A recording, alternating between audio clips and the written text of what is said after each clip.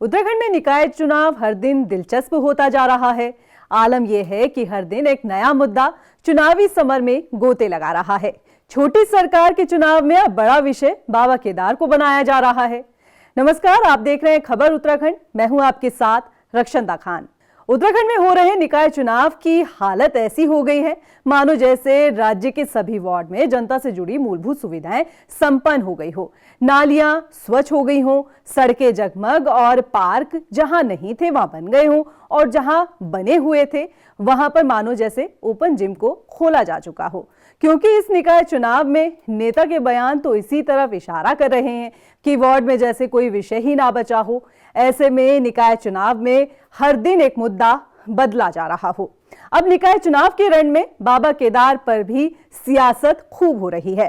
दरअसल इस निकाय चुनाव में बीजेपी की चुनाव की प्रचार प्रसार की कमान संभाल रहे सूबे के मुखिया पुष्कर सिंह धामी ने मुख्य विपक्षी दल कांग्रेस पर आरोप लगाया है कि कांग्रेस बाबा केदार के नाम पर झूठी सियासत कर रही है ताकि छोटी सरकार बनाकर सालों से छूटे सत्ता लाभ का फायदा उठा सके।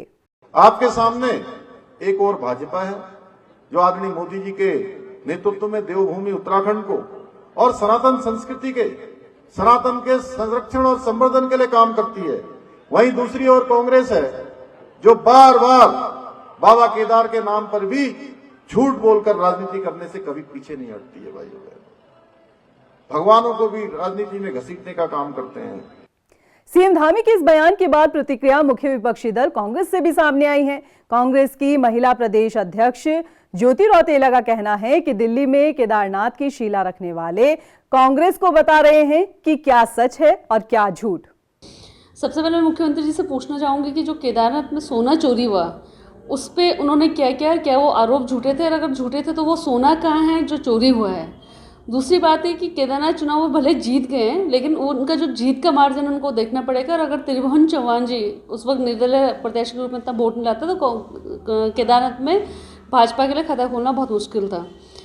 भ्रष्टाचार आज सबसे बड़ी जो भ्रष्ट सरकार इस प्रदेश में चल रही है वो भाजपा की सरकार चल रही है। उधर राजनीति की जानकारी रखने वाले वरिष्ठ पत्रकार जय सिंह रावत ने भी राजनीतिक पार्टियों को क्या कुछ सलाह दी है, आइए वो भी सुन लीजिए। कभी मिनी भारत कहा जाता था क्योंकि यहाँ की आबो हवा, यहाँ की सुंदरता, ग्रीनरी, यहाँ की लोकेशन की वजह से सारे देश के लोग यहाँ आकर्षित होकर देहरादून में आके बसते थे। ये ऐतिहासिक शहर है। आज स्थितियाँ ये हैं कि जहाँ तहाँ देखो आप, ट्रैफिक की समस्या है, गंदगी की समस्या है, आप ढंग से चल फिर नहीं सकते हैं। तो जो यहाँ के मुद्दे हैं उन पर बात हो जानी चाहिए।